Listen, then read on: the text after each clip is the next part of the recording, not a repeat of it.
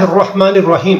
अल्लाहुम्मा सल्ली अला सय्यिदिना व मौलाना मुहम्मद व अला आलि सय्यिदिना व मौलाना मुहम्मद कमा सल्लैता अला इब्राहीम व अला आलि इब्राहीम इन्नका हमीदुम मजीद।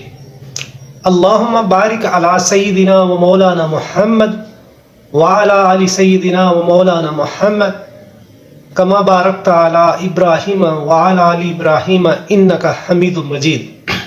जी व्यूअर्स, आज बड़ा इम्पोर्टेंट डे था क्योंकि आज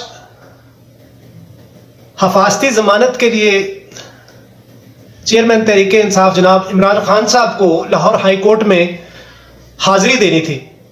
2 बजे का टाइम मुकर्रर था, लेकिन सिक्योरिटी पॉइंट ऑफ व्यू से ये काम कुछ देर पहले पाया तकमील को पहुंचा। आध घंटा पहले ये पहले वो 7:30 बजे यानी कि वो ज़मान पार्क से लाहौर हाई कोर्ट के अहाता में पहुंच गए। तकरीबन 2 घंटे शायद लगे उन्हें, इतने लोग थे उनके साथ।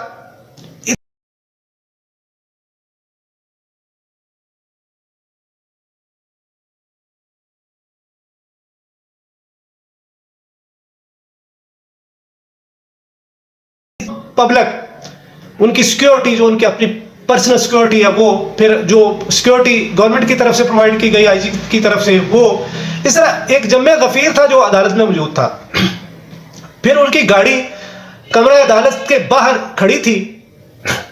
उन्हें कहा जा रहा था कि अदालत में लेके आए, लेकिन उनको अदालत तक ले जाने के लिए कोई सबील बन नहीं आ रही थी। आखिरकार जस्टिस अली बाकर नजवी साहब ने सिक्योरिटी इंचार्ज को कहा कि आप खुद जाएं और खान साहब को लेके आए। लिहाजा उन्होंने फिर वो रास्ता निकाला। उन्होंने कहा कि हमने कंट्रोल रूम से चेक किया है, खान साहब गाड़ी में मौजूद है, लेकिन उनके हुक्म के तहत फिर उन्हें ले जाया गया। व्हील चेयर भी भेजी गई, लेकिन व्हील चेयर उन्होंने इस्तेमाल नहीं की। वो फिर चलकर कमरा अदालत में गए। 7:30 बजे तक का टाइम दिया था। जस्टिस अली बाकर नजफी और जस्टिस शहबाज अली ने 2 रुकनी बेंच था ये। लिहाजा पूरे 7:30 बजे इमरान खान साहब उनकी कमरा अदालत में पहुंच गए, उनके सामने हाजिरी दी। फिर केस चला, केस सुना गया और उन्हें जमानत दे दी गई 3 मार्च तक। उन्होंने कहा कि 28 फरवरी को मैंने एक्सरे करवाने हैं, इसलिए मैं हाजिर नहीं हो सकूंगा। तो उन्होंने कहा 3 मार्च तक आपको जमानत दी जाती है। दूसरी पिटीशन तारिक शेख साहब की अदालत में थी, जो कि साइंस की वजह से चल रही थी। उन्होंने वापस देने से भी इनकार कर दिया तारिक शेख साहब ने कि नहीं, चूंकि इसमें साइनों का मसला है, अब फर्क आ रहा है साइनों में। तो जब वहां पहुंचे, फिर वहां पहुंचना बड़ा मुश्किल था। फिर वो रास्ता क्लियर करवाया गया और कमरा अदालत खचाखच भरा हुआ था। तारिक शेख साहब का छोटा कमरा था, खचाखच भरा हुआ था, इसलिए फिर वो टाइम लगा काफी। जबकि जो कैमरामैन और जो मीडिया के पर्सन थे, उनके बकौल 5 से 7 मिनट का वॉकिंग डिस्टेंस था, लेकिन काफी टाइम लगा। फिर पहले कमरा अदालत को खाली करवाया गया, फिर रूट बनाया गया, फिर उन्हें लाया गया कमरे में। फिर उन्होंने वो दरखास्त इस तरह पिटीशन निपटा दी कि खान साहब ने माजरत भी की कि अदालत का टाइम ज़ाया हुआ, और वो पिटीशन वापस ले ली। वो भी पिटीशन दायर की थी हफाजती ज़मानत के लिए। जब उधर से मुस्तरद हो गई उस दिन, तो इधर फिर तारिक सलीम शेख साहब की अदालत में ये पिटीशन दायर की गई थी। लिहाजा वो भी निपटा दी उन्होंने दरख्वास्त वापस लेने पे। यूं ये मामला, ये कजिया तमाम हुआ और अब खान साहब वहां से ज़मान पार्क वापस पहुंच गए। जम्मे गफीर के साथ ही गए थे अदालत में, और जम्मे गफीर के साथ ज़मान पार्क वापस पहुंच गए। जब ये सब कुछ हो रहा था, जब वो पहुंच गए अदालत में, तो फिर मरियम औरंगजेब प्रेस कॉन्फ्रेंस करने आ गए। वजीर दफा चीखो पुकार कर रहे थे। तमाम मुस्लिम लीग नून के वज़रा, मशीर, ताबड़तोड़ हमले। सदर आरफ अलवी साहब ने उधर 9 अप्रैल की तारीख दे दी दोनों असम्बली के इलेक्शन करवाने की। उन पे ताबड़तोड़ हमले किए जा रहे हैं। मरियम औरंगजेब भी कह रही है कि जी वो सदर पाकिस्तान का नहीं, वो पीटीआई का सदर है।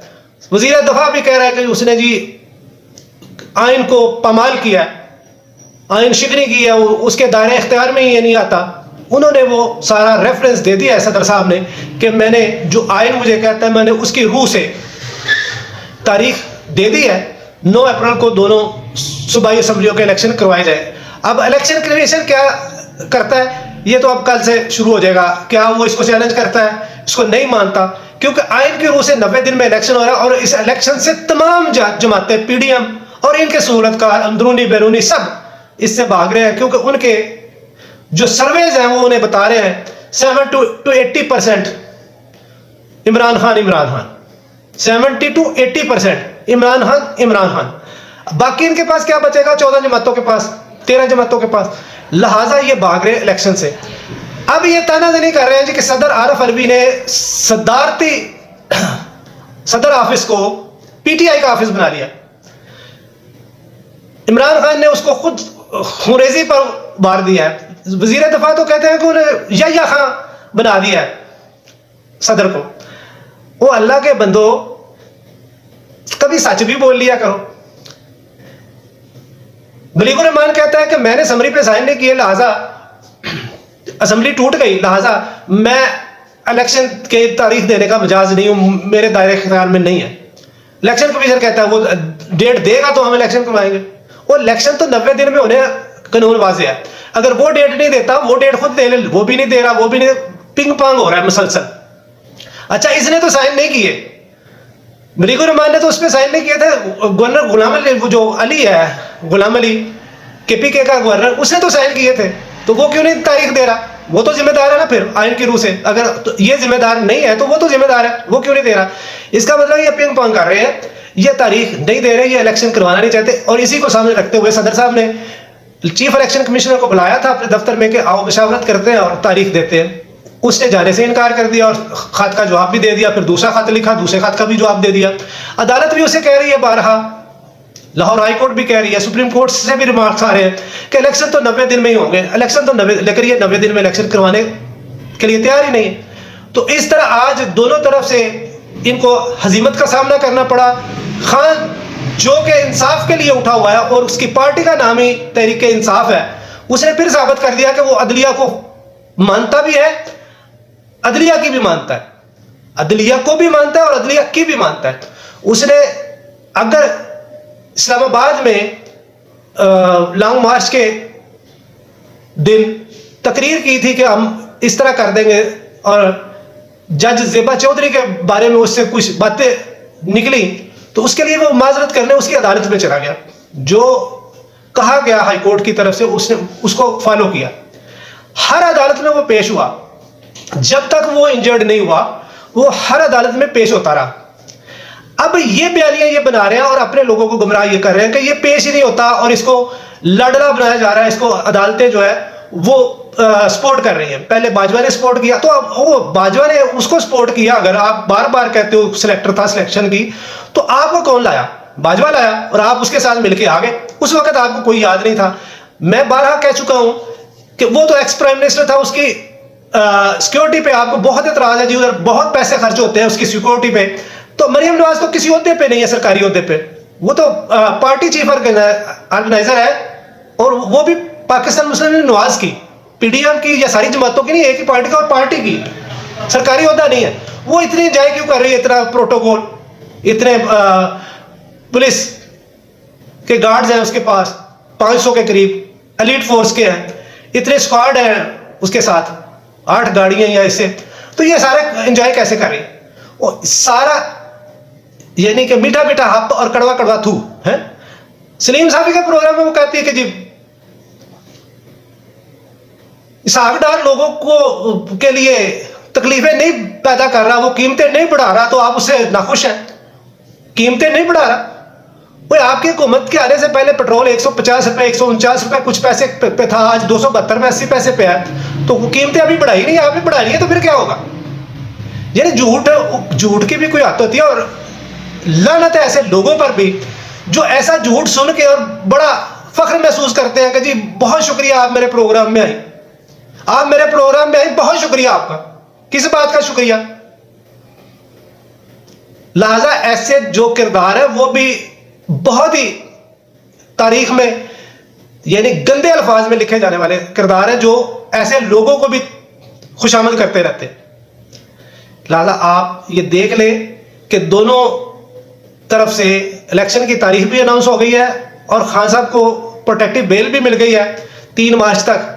जेल भरो तहरीक का वो परसों से आगाज कर रहे हैं। अब देखो बनता क्या है, ये फिर उसे डरा रहे हैं कि ये ना करें क्योंकि इन्हें पता है हम कर ही नहीं, इसे हैंडल ही नहीं कर पा रहे, ये हैंडल कर ही नहीं सकेंगे। तो इसलिए ये 2 अहम थी, मैंने कहा आप तक पहुंच जाए। अब तक के लिए इतना ही, और भी खबरें हैं उन पे भी इंशाल्लाह दूसरे व्लॉग में बात करेंगे। अब तक के लिए इतना ही, दुआ में याद रखिएगा, अपने इस चैनल को भी याद रखिएगा, सब्सक्राइब करें, लाइक करें, कमेंट करें और अपने दोस्तों के ग्रुप्स में शेयर करें और उनसे भी इस्तदा करें कि इसको सब्सक्राइब करें